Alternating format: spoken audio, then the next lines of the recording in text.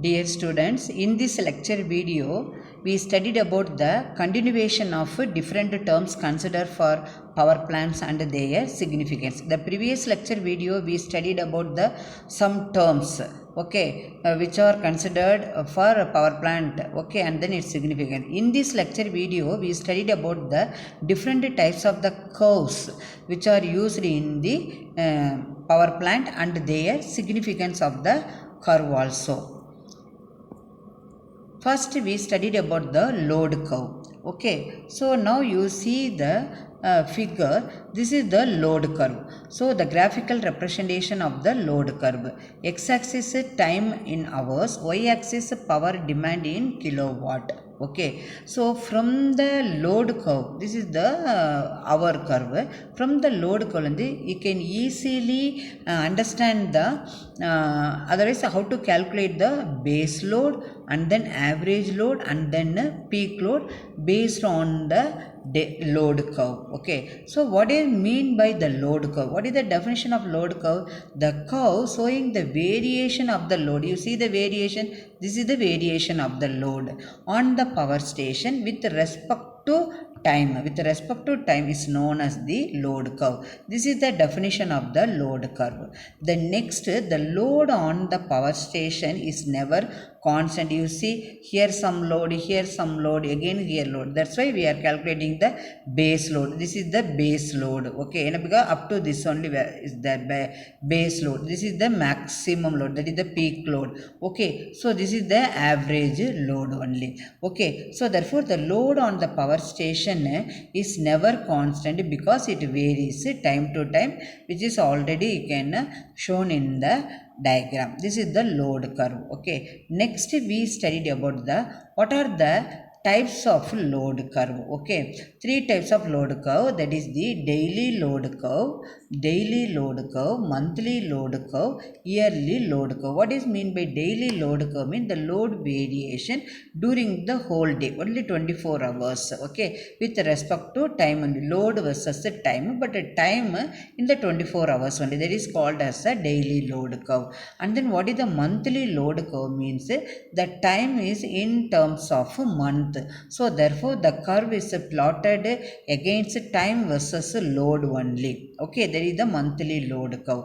What is the yearly load curve? Means the time in terms of year only, but the load that is in the megawatt only. So therefore we can draw the curve between, that means time and time in year. So that is called as the yearly load curve. So the yearly load curve is obtained from the monthly load curve of that particular year only. This is the types of load curve.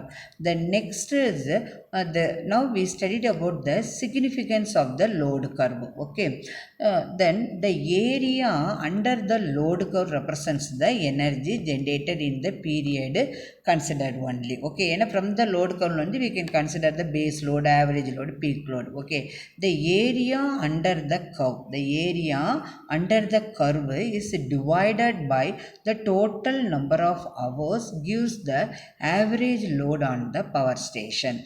The peak load indicated by the load curve, that is the maximum demand of the power station only, is known as the peak load of the load curve. Now what is the use of load curve? The load curve, which is used to help in selecting the size and the number of generating units of the power station. For that purpose the load curve is for example, the load is 10 megawatt. When based on the 10 megawatt only we have to select the size of and number of generating units. Then the load curve was, that means give the information about the incoming load, full information. The load curve is used to help in designing the operation schedule of the power station. For example, if 6 morning 6 am to 8 am, which generator, suppose the power station consists of 3 generator, means the first 2 generator only meet the load demand between 6 am to 8 am. That is the operating schedule. So the every operator prepare the operating schedule and then the maintenance schedule and and then the shutdown schedule also. So that's why the load curve only, which is used to help in designing the operation, that means operating schedule of the power station. The load curve is also help to estimate the generating cost. This is the significance. Okay, so from the load curve we can easily calculate or understood the base load, peak load, and then average load,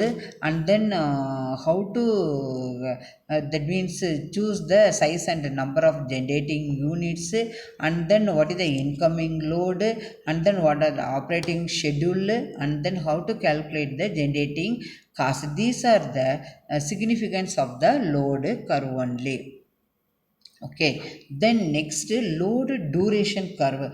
This is the difference. Load duration curve, that means then the x-axis time, y-axis load in kilowatt only. Okay, but the difference is the load curve is different, load duration curve is different.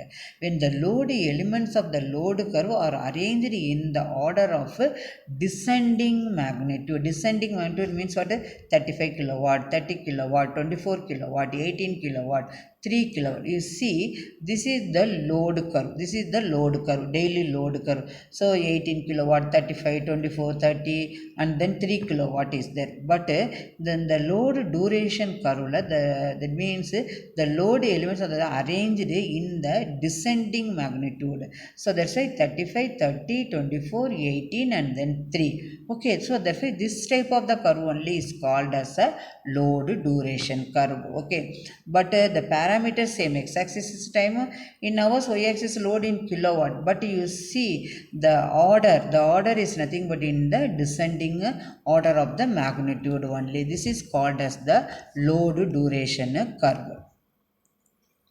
What is the significance? Significance from the load curve and what you understood, that means the area under the load duration curve and the corresponding that means chronological load curve, both are equal only.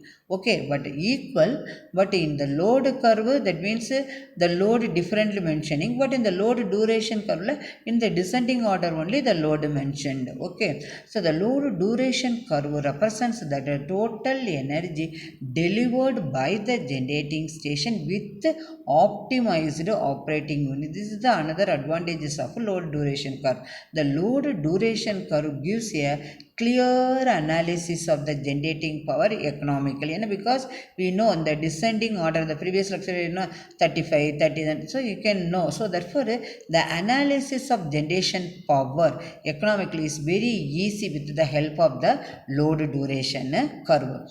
The proper selection of base load power plant and then peak load power plant, these two are the types of the hydroelectric power plant which is classified according to the load. Okay, so both type of the power plant becomes easier. The next load curve, that is nothing but the integrated load duration curve. The integrated load duration curve gives the total number of units generated for the given demand only. Okay, so therefore the demand represented in terms of kilowatt or the megawatt, and then the FCI represents the unit, that is the unit energy generated kilowatt hour at or below the given demand. This is nothing but the integrated load duration curve. The such type of the curve can be obtained from the load duration curve, keeping the FCC corresponding to each ordinate equal to the area of the load duration curve up to the value of the ordinate. This is the difference between the load duration curve and integrated load duration curve.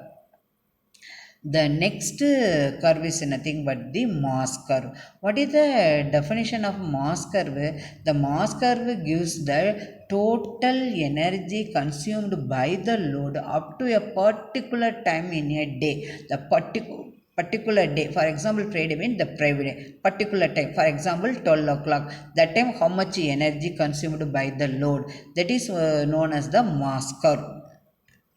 The mass curve can be easily plotted from the chronological load curve by summing up the energy consumed up to the different times starting at the zero time only.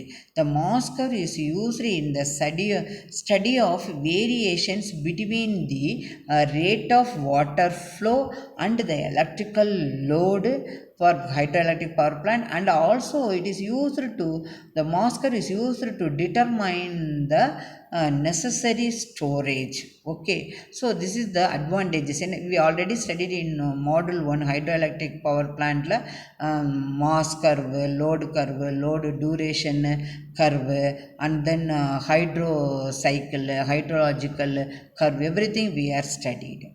Okay. um,